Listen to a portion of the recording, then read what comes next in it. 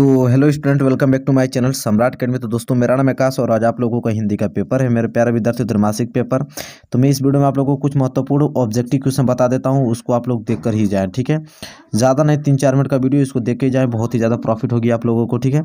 तो देखिए कौन सा प्रश्न आपने जल्दी से रिवाइज करवा देता हूँ उन प्रश्नों को, ताकि आप अच्छे तरीके से इसको आपको याद हो पाए। जैसे ऑब्जेक्टिव क्वेश्चन पहला पूछेगा आपको, मधु का प्रयोग। मधु का प्रयोग, तो मधु का प्रयोग मन रूपी भौरे के लिए किया जाता है। किसके?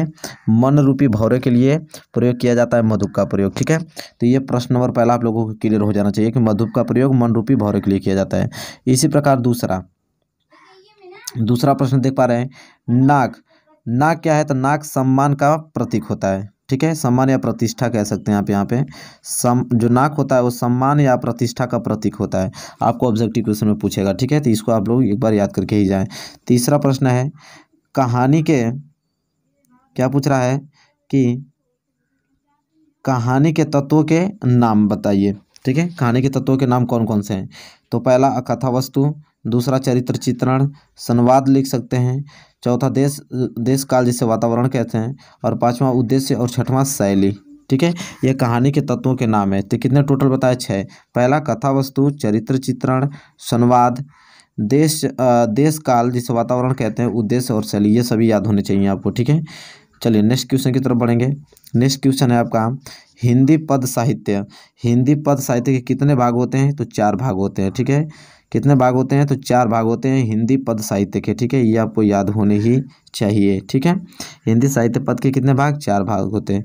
इसके बाद देखिए 5वां प्रश्न, वर्णों का सार्थक समूह। वर्णों के सार्थक समूह को हम क्या कहते हैं? तो मेरे प्यारे विद्यार्थियों, वर्णों के सार्थक समूह को हम शब्द कहते हैं, ठीक है। क्या कहते हैं? शब्द कहते हैं। वर्णों के सार्थक समूह को हम क्या कहते हैं? शब्द कहते हैं, ठीक है। यहाँ तक क्लियर हो गया। चलिए नेक्स्ट क्वेश्चन। नेक्स्ट क्वेश्चन है कि भोलेनाथ के पिता आटे की कितनी गोलियां पर राम लिखते थे? तो जो भोलेनाथ के पिता थे वो कागज़ के जो आटे की गोलियां वो बनाए थे, लगभग 500 गोलियों पे क्या लिखते थे? राम लिखते थे, वो काटते थे, ठीक है। कितने गोलियों पे? 500। तो आप आंसर क्या देंगे? 500 देंगे, ठीक है।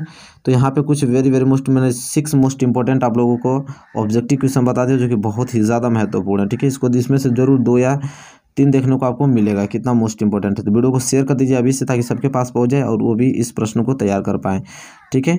चलिए मिलेंगे आपसे नेक्स्ट वीडियो में।